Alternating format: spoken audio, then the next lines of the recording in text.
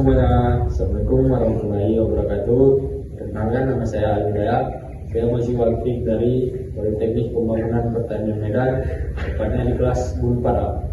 Di sini saya akan membuat video untuk memenuhi tugas dari mata kuliah hilirisasi perkebunan. Langsung saja kita mulai presentasi. Adapun judul yang saya bikin yaitu transformasi industri kelapa sawit hilirisasi berkelanjutan menghadapi daya saing global dan ekonomi hijau. Oke, sebelum kita masuki materinya, sini saya akan menjelaskan apa itu hilirisasi perkebunan. Hilirisasi perkebunan adalah proses pengembangan dan peningkatan nilai tambah produk hasil perkebunan melalui kegiatan pengolahan lanjutan, pengemasan, distribusi hingga pemasaran produk jadi kepada konsumen akhir. Adapun tujuannya yaitu untuk mengurangi ekspor bahan mentah, meningkatkan nilai ekonomi, menciptakan lapangan kerja, dan mendorong pertumbuhan industri berbasis komoditas lokal. Hilirisasi juga menciptakan daya saing dan memperkuat industri nasional agar tidak hanya menjadi penghasil bahan baku tetapi juga menjadi produsen produk jadi. Adapun menurut Kementerian Pertanian pada tahun 2020, hilirisasi merupakan strategi penting dalam mendorong kemandirian ekonomi berbasis potensi lokal serta penguatan industri agro berbasis bahan baku hasil perkebunan. Saya ke latar belakang. Industri kelapa sawit merupakan salah satu sektor strategis bagi perekonomian Indonesia. Sebagai produsen kelapa sawit terbesar di dunia, Indonesia memiliki kontribusi besar dalam memenuhi kebutuhan minyak nabati global. Namun, keberadaan industri ini tidak terlepas dari berbagai persoalan, terutama yang berkaitan dengan isu keberlanjutan, deforestasi, dan dampak lingkungan yang menjadi sorotan internasional. Di tengah tekanan global terhadap komunitas berbasis lahan dianggap mendorong deforestasi, Indonesia menghadapi tantangan serius dari regulasi seperti European Union Deforestation Regulation atau EUDR dan Renewable Energy Directive 2 atau RED 2. Regulasi ini mensyaratkan bahwa produk yang masuk ke pasar Uni Eropa harus bebas dari deforestasi dan dapat ditelusuri asal-usulnya. Hal ini berdampak langsung pada daya saing produk kelapa sawit di Indonesia. Oleh karena itu, hilirisasi industri kelapa sawit menjadi strategi penting yang tidak hanya bertujuan meningkatkan nilai tambah produk dalam negeri, tetapi juga sebagai upaya untuk menjawab tantangan keberlanjutan secara global. Melalui hilirisasi, Indonesia diharapkan dapat memperluas produk turunan kelapa sawit seperti oleokimia, bioenergi, dan pangan olahan, serta memperkuat posisi tawar di pasar internasional. Adapun tujuannya yaitu untuk menganalisis peran hilirisasi industri kelapa sawit dalam meningkatkan daya saing Indonesia di pasar global, sekaligus menilai efektivitas kebijakan nasional dan internasional yang mengatur keberlanjutan industri sawit. Selain itu, penelitian ini juga bertujuan mengkaji bagaimana hilirisasi dapat menjadi strategi untuk menjawab tantangan ekonomi, sosial, dan lingkungan. Saya ke materi berikutnya yaitu regulasi terkait ISPO atau Indonesian Sustainable Palm Oil. ISPO adalah skema sertifikasi yang dikembang oleh pemerintah Indonesia untuk memastikan bahwa produksi kelapa sawit dilakukan secara berkelanjutan dan sesuai hukum nasional. ISPO diatur melalui Peraturan Presiden Nomor 44 Tahun 2020 yang mewajibkan semua pelaku usaha perkebunan kelapa sawit, termasuk perusahaan dan petani rakyat, untuk memenuhi prinsip dan kriteria yang telah ditetapkan. ISPO bertujuan tidak hanya untuk meningkatkan daya sawit di Indonesia di pasar global, tetapi juga untuk mendorong praktik ramah lingkungan, perlindungan hak-hak pekerja, dan penguatan legalitas lahan. Dalam konteks hilirisasi, ISPO menjadi dasar penting untuk menjamin bahwa produk turunan kelapa sawit berasal dari sumber yang sah dan berkelanjutan. Namun, tantangan utama ISPO terletak pada implementasinya. terutama bagi petani kecil yang sering menghadapi kendala dalam pembiayaan, teknis sertifikasi, dan akses informasi. Oleh karena itu, perlu menguatkan dukungan pemerintah, pendampingan, dan integritas ISPO dalam seluruh rantai pasok hilirisasi. Yang kedua itu ada EUDR, yaitu European Union Deforestation Regulation, yaitu regulasi baru Uni Eropa yang disahkan pada tahun 2023 dan berlaku efektif mulai 2025. Regulasi ini mewajibkan bahwa semua produk yang masuk ke pasar Uni Eropa, termasuk kelapa sawit, kopi, kakao, kayu, karet, dan kedelai, harus bebas dari deforestasi, baik legal maupun ilegal. Sejak akhir 2020, selain itu produk tersebut harus dapat ditelusuri hingga ke titik asal lahan. Dalam konteks hilirisasi sawit, LDR memberikan tantangan besar karena menuntut sistem traceability dan transparansi data dari hulu ke hilir. Artinya, setiap produk turunan seperti minyak goreng, sabun, hingga biodiesel yang dijual ke Uni Eropa harus bisa dibuktikan berasal dari lahan bebas deforestasi. Walaupun regulasi ini mendorong keberlanjutan, banyak pelaku industri, terutama di negara berkembang seperti Indonesia, menilai bahwa persyaratan teknis LDR berpotensi menjadi hambatan tarif yang merugikan petani kecil dan UMKM. Untuk menjawab tantangan ini, Indonesia perlu memperkuat sistem verifikasi, digitalisasi, rantai pasok, dan diplomasi dagang. Dan yang terakhir itu ada RED 2 atau Renewable Energy Directive 2, yaitu kebijakan energi Eropa yang mengatur penggunaan energi terbarukan termasuk biofuel. RED 2 membatas penggunaan bahan baku biofuel yang dianggap memiliki risiko tinggi terhadap perubahan penggunaan lahan secara langsung. Kelapa sawit termasuk dalam kategori tersebut. Akibatnya, RED 2 menyebabkan penurunan permintaan minyak sawit sebagai bahan baku bioenergi di Eropa, yang sebelumnya menjadi salah satu pasar utama biofuel sawit di Indonesia. Ini berdampak langsung pada industri hilir sawit, terutama produsen biodiesel. Meskipun demikian, RED 2 juga membuka peluang bagi Indonesia untuk mengembangkan pasar domestik bioenergi seperti program B30 dan B40, serta mencari alternatif pasar di Asia, Afrika, dan Timur Tengah. Selain itu, hilirisasi sawit juga bisa diarahkan untuk menghasilkan produk-produk lain seperti oleh kimia dan pangan olahan yang tidak terkena dampak RED 2. Adapun dampak lingkungan dan sosial itu, yang pertama, deforestasi akibat perluasan lahan sawit. Yang kedua itu emisi gas rumah kaca dari perubahan penggunaan lahan. Yang ketiga itu pencemaran lingkungan dari limbah cair dan padat industri pengolahan sawit. Yang keempat itu penurunan biodiversitas dan gangguan ekosistem lokal. Industri kelapa sawit menyambung emisi GHG cukup besar, terutama dari pembukaan lahan gambut dan deforestasi. Limbah dan pengolahan jika tidak dikelola dengan baik dapat mencemari sungai, tanah, dan merusak habitat alami. Oleh karena itu, dibutuhkan praktik ramah lingkungan serta teknologi pengolahan limbah yang baik.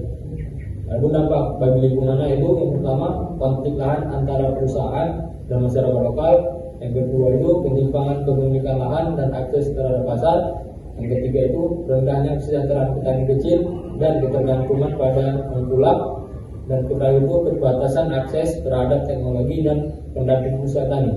Secara sosial, pengembangan kelapa sawit kerap menimbulkan ketimpangan, terutama banyak petani tidak memiliki akses terhadap teknologi, pembiayaan maupun jaminan harga yang adil.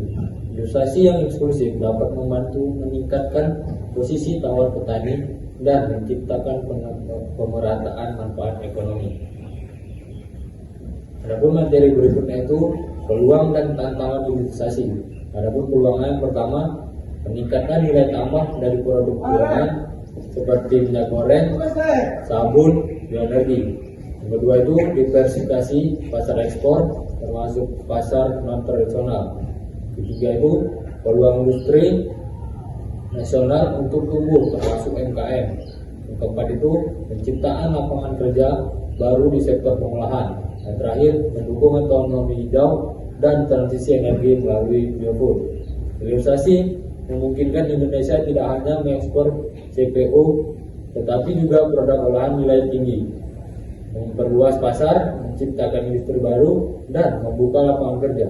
Selain itu, produk hilir seperti biodiesel mendukung upaya pemerintah dalam membangun ekonomi rendah karbon. Adapun tantangannya, yang pertama itu keterbatasan infrastruktur industri hilir, terutama di daerah produsen. Yang kedua itu regulasi global yang ketat, seperti EUDR yang menuntut traceability tinggi. Yang ketiga itu minimnya teknologi dan inovasi khususnya di lapangan UMKM. Keempat itu kesenjangan nilai ekonomi antara petani dan industri pengolahan. Dan terakhir itu kurangnya sinergi kebijakan antara pusat dan daerah. Meskipun potensinya besar, hilirisasi menghadapi hambatan serius, mulai dari investasi yang belum rata, keterbatasan fasilitas pengolahan, hingga tekanan standar global yang semakin kompleks. Di sisi lain, petani kecil sering tidak dilibatkan secara aktif dalam rantai nilai hilirisasi. Dan terakhir itu adalah kesimpulan. Hilirisasi industri kelapa sawit merupakan langkah strategis yang tidak hanya bertujuan untuk meningkatkan nilai tambah ekonomi sosial, tetapi juga sebagai upaya menjawab tantangan global terkait keberlanjutan, transparansi, dan daya saing. Dalam menghadapi tekanan regulasi internasional seperti EUDR dan RED 2, serta tuntutan pasar yang semakin ketat terhadap produk yang ramah lingkungan, hilirisasi menjadi instrumen penting untuk memperkuat posisi Indonesia di pasar global. Lebih dari itu, hilirisasi juga berpotensi menciptakan lapangan kerja, mendorong pertumbuhan industri nasional, dan meningkatkan kesejahteraan petani jika dilakukan secara inklusif dan keberlanjutan. Oleh karena itu, keberhasilan hilirisasi sangat bergantung pada sinergi antara kebijakan pemerintah, kesiapan industri, dukungan teknologi, serta keterlibatan aktif masyarakat dan pelaku usaha perkebunan. Dengan pendekatan yang terintegrasi dan berkelanjutan, Indonesia dapat memperkuat perannya sebagai pemimpin global dalam industri kelapa sawit yang bertanggung jawab dan berdaya saing tinggi.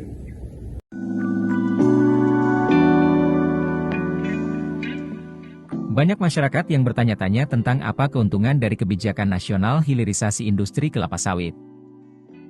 Melansir laman infopublik.id, Kemenperin membeberkan dampak positif yang luas bagi perekonomian nasional dari kebijakan hilirisasi kelapa sawit. Hilirisasi industri kelapa sawit dimaknai sebagai upaya strategis meningkatkan nilai tambah komoditas kelapa sawit melalui proses pengolahan agar menjadi produk turunan yang memiliki nilai jual lebih tinggi. Menurut Direktur Jenderal Industri Agro Kemenperin, Putu Juli Ardika, terdapat beberapa keuntungan yang telah didapatkan dari program hilirisasi industri kelapa sawit. Pertama, optimalisasi penyerapan hasil produksi petani rakyat. Kedua, penyediaan bahan pangan, non-pangan, dan bahan bakar terbarukan. Ketiga, membangkitkan ekonomi produktif berbasis industri pengolahan. Ketiga, meningkatkan perolehan devisa negara dari ekspor produk hilir. Keempat, berkontribusi pada keuangan negara melalui penerimaan pajak dan bukan pajak. Kelima, menyuplai kebutuhan dunia terhadap pangan dan energi. Menganalisis data Badan Kebijakan Fiskal 2019 dan 2022, Kemenperin mencatat industri kelapa sawit berkontribusi sebesar 3,5% terhadap PDB nasional. Hingga saat ini, industri kelapa sawit dari sektor hulu sampai hilir mampu menyerap tenaga kerja sebanyak 5,2 juta orang dan menghidupi lebih dari 21 juta jiwa.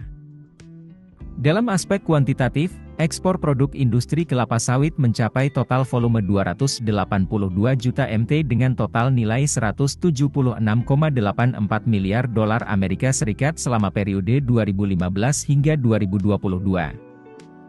Dari kinerja ekspor tersebut, negara melalui Badan Pengelola Dana Perkebunan Kelapa Sawit menerima pendapatan pungutan ekspor sebesar Rp182 triliun. Dana tersebut telah digunakan sekitar Rp152 triliun untuk menjaga keberlanjutan kelapa sawit nasional, yakni melalui program permajaan sawit rakyat, peningkatan kualitas SDM, hingga riset dan pengembangan sawit.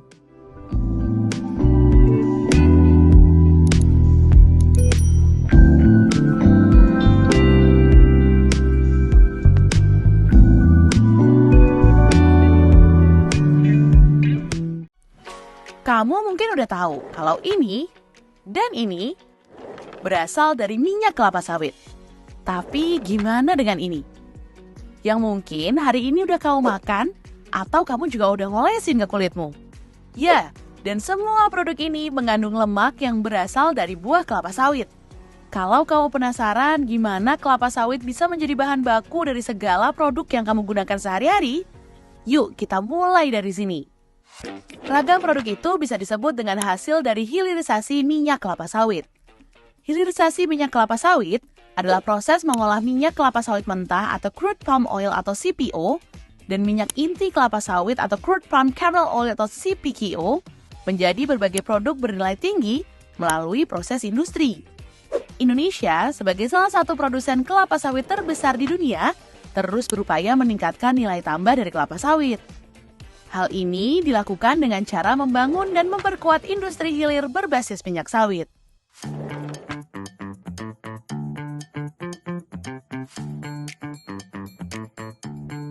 Salah satunya seperti Apical.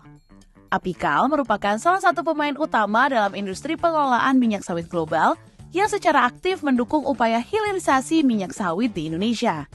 Investasi dalam hilirisasi produk sawit nggak hanya meningkatkan nilai ekonomis, tetapi juga menciptakan banyak lapangan pekerjaan baru. Apical mempekerjakan lebih dari 3.300 orang di seluruh dunia dan memiliki aset melebihi 6,3 miliar US dollar. Pabrik Apical di Dumai merupakan salah satu investasi strategik perusahaan yang telah menunjukkan komitmen kuat Apical dalam mengembangkan industri kelapa sawit yang berkelanjutan di Indonesia.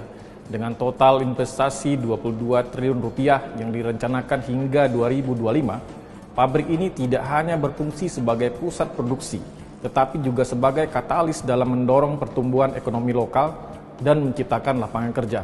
So, minyak kelapa sawit bisa diolah jadi produk apa aja sih? Jadi, produk turunan kelapa sawit yang diolah oleh Apical tuh outputnya macam-macam. Mulai dari produk bahan pangan, oleokimia, kosmetik, bahan pakan ternak, dan masih banyak lagi. Kita bahas produk pangan dulu ya. Di Apical, perjalanan hilirisasi dimulai dengan penyulingan minyak sawit mentah. Proses ini melibatkan beberapa tahapan, seperti deguming, bleaching, dan deodorizing untuk menghasilkan turunan minyak sawit berkualitas tinggi. Nah, di sini kita bisa lihat proses pemurnian minyak mentah menjadi minyak goreng dan juga margarin. Ini dinamakan proses fraksinasi. Tujuannya buat misahin fraksi cair atau olein dari fraksi padat atau stearin dalam minyak sawit. Nah, tadinya warna merah gini nih, berubah jadi kuning seperti minyak goreng yang kita gunakan sehari-hari. Masih ngomongin makanan, gak cuma minyak goreng, lemak khusus dari minyak sawit juga digunakan untuk jadi bahan campuran roti, kue, coklat, ataupun jenis makanan lainnya guys. Ya, semacam pengganti mentega gitu, biar menghasilkan tekstur yang lembut dan empuk, terus bisa gampang nih pas pengolahan adonan. Jadi lebih mudah digulung dan dibentuk. Gak cuma buat dimakan aja guys, minyak kelapa sawit juga dipakai buat bahan campuran kosmetik. Hayo, siapa yang habis skincarean pakai minyak sawit? Output produknya itu seperti sabun, sampo, conditioner, pelembab wajah, lipstick, foundation, dan masih banyak lagi. Produk kecantikan pakai campuran minyak sawit itu untuk memberikan kelembutan dan menjaga kelembapan kulit sepanjang hari. Beneran jadi halus kan?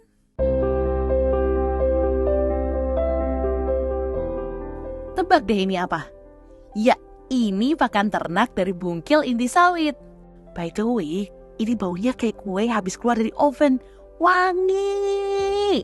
Jadi yang dapat manfaat dari produk turunan sawit nggak cuma manusia loh, tapi hewan juga. Karena pakan ternak dari sawit punya nutrisi tinggi. Soalnya mengandung sumber protein yang baik untuk ternak dan jadi sumber energi juga. Lihat nih oleo warehouse-nya Apical. Pakai robot guys, dari proses produksi sampai packing produk pakannya. Canggih ya?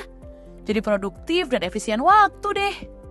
Ada lagi nih guys, sawit rupanya juga buat bahan bakar kendaraan loh. Biodiesel dari sawit adalah bahan bakar nabati yang terbuat dari minyak kelapa sawit atau CPO crude palm oil. Biodiesel sawit dibuat melalui reaksi kimia yang disebut transesterifikasi. Produksi biodiesel sawit juga dapat membantu mengurangi ketergantungan pada impor minyak mentah. Indonesia merupakan salah satu negara terdepan dalam penggunaan biodiesel sawit. Saat ini di Indonesia menerapkan program B30, yaitu pencampuran 30% biodiesel dengan 70% solar. Jadi kita memiliki pabrik biodiesel, jadi kita ikut mensupport kebijakan pemerintah untuk mensuplai PAME untuk kebutuhan nasional. So, Indonesia jual produk hasil hilirisasi sawit ini keluar biar memiliki nilai jual yang lebih tinggi dibandingkan CPO atau minyak mentah.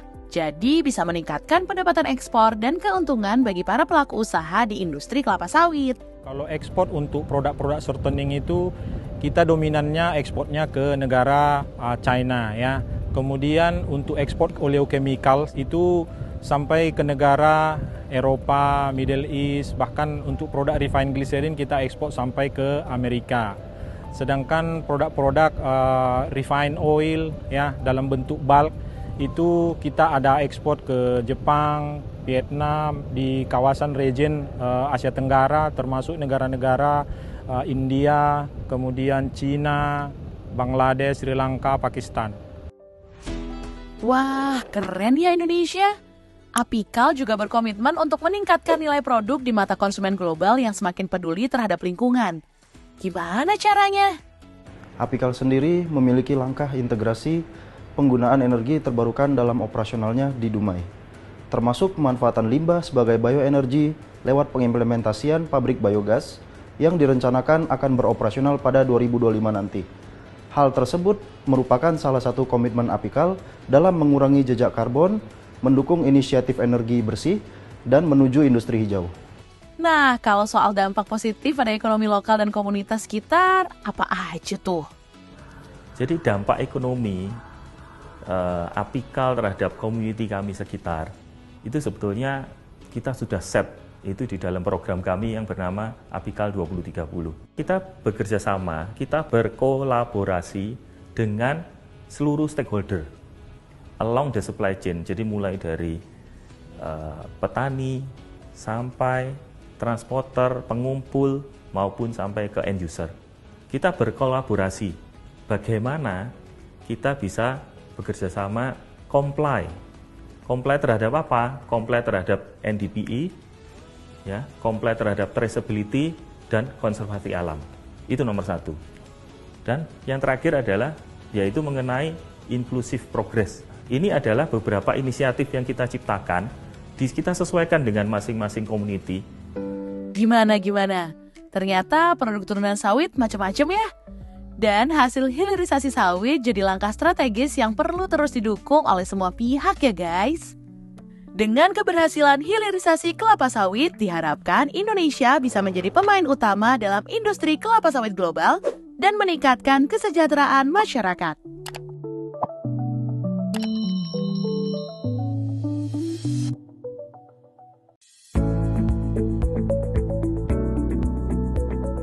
Industri kelapa sawit Indonesia telah tumbuh secara signifikan dan menjadikan Indonesia sebagai negara produsen crude palm oil atau CPO terbesar di dunia.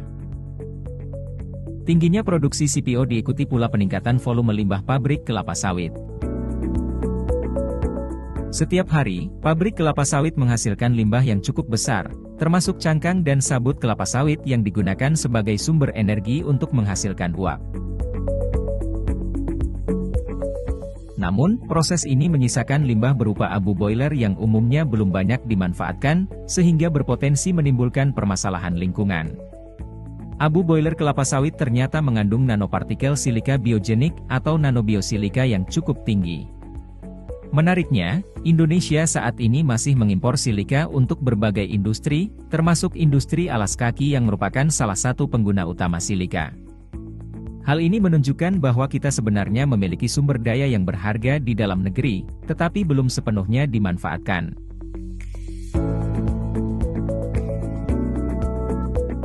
Badan Riset dan Inovasi Nasional melalui Pusat Riset Agroindustri, mengembangkan teknologi produksi nanopartikel silika biogenik dari abu boiler kelapa sawit.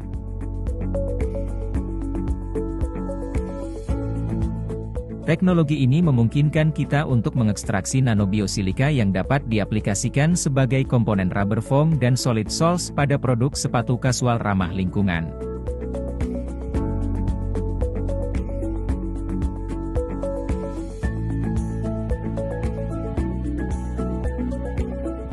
Mari kita bayangkan, limbah abu boiler kelapa sawit yang tadinya hanya menumpuk dan mencemari lingkungan, kini bisa diubah menjadi sol karet untuk sepatu.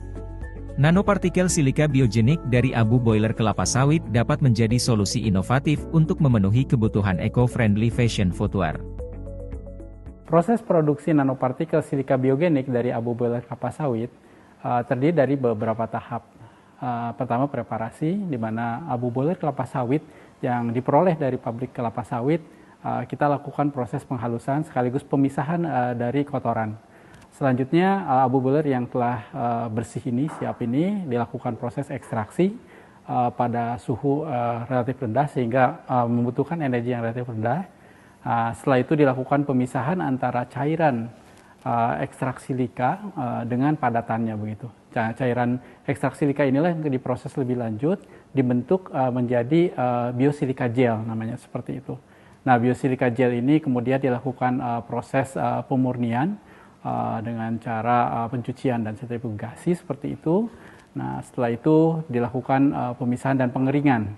Pada tahap akhir dilakukan penghalusan sehingga diperoleh ukuran partikel yang kecil dan juga homogen.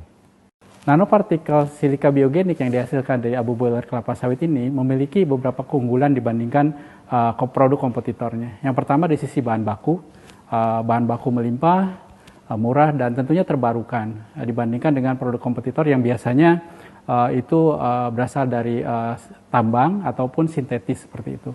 Yang kedua, proses produksinya menggunakan energi rendah.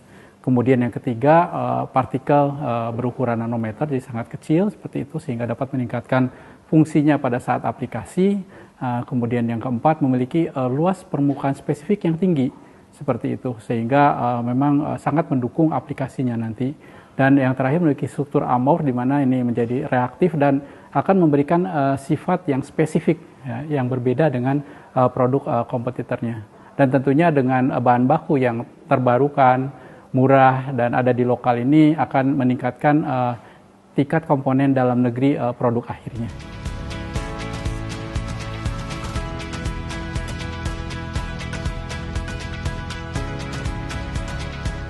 Kami menggunakan abu sawit untuk biosilika. Kami menggunakan biosilika sebagai pengisi karet dan foam kami. Biosilika secara umum bisa berfungsi sebagai biodegradable agent dan sebagai foaming agent. Semua bahan yang masuk biosilika punya fungsi biodegradable, umumnya lebih ringan. Semua karet dan foam yang dihasilkan punya grip resistance yang bagus, juga lebih ringan. Bahkan foam kami bisa mencapai berat jenis hingga 0,46, juga sangat nyaman digunakan. Kami memiliki konsep semua limbah tani itu kami pinjam untuk dijadikan sebuah produk. Kami punya goal setiap setengah pasang menjadi satu pohon. Jadi dari limbah sawit kami pinjam untuk sesuatu yang kami bisa pakai. Sesudah kami pakai, customer pakai, maka tinggal ditimbun di tanah. Setiap setengah pasang menjadi satu pohon. BRIN telah mengambil langkah nyata menuju masa depan yang lebih berkelanjutan dengan memanfaatkan limbah menjadi produk bernilai tinggi dalam inovasi teknologi hijau. Inovasi ini memiliki dampak yang luas bagi masyarakat.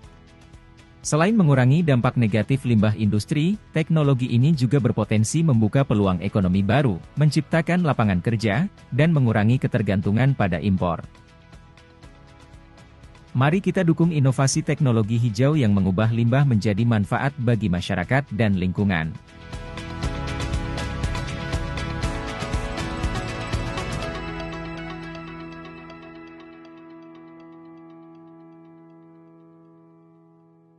Sekian pemaparan materi yang saya jelaskan, dan saya ucapkan terima kasih dan saya akhiri. Wabillahi taufiq wal hidayah. Assalamualaikum warahmatullahi wabarakatuh.